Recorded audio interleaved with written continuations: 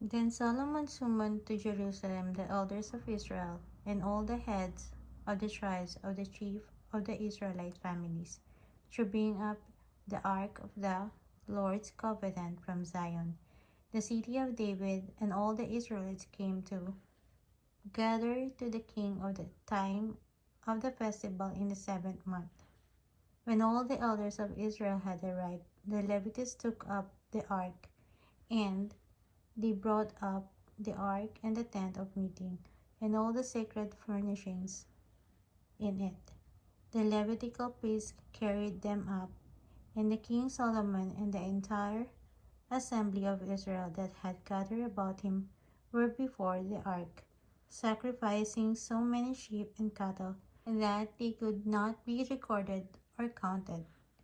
The priests then brought the ark of the Lord's covenant to its place in the inner sanctuary of the temple, the most holy place, and put it beneath the wings of the cherubim. The cherubim spread their wings over the place of the ark and covered the ark of its carrying poles.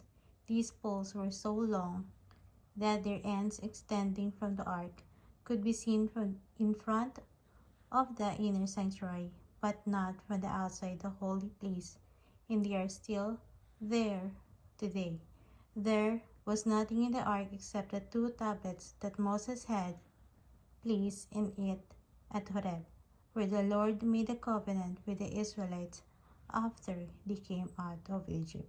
The priests then withdrew from the holy place. All the priests who were there had consecrated themselves regardless of their division of all the Levites who were musicians.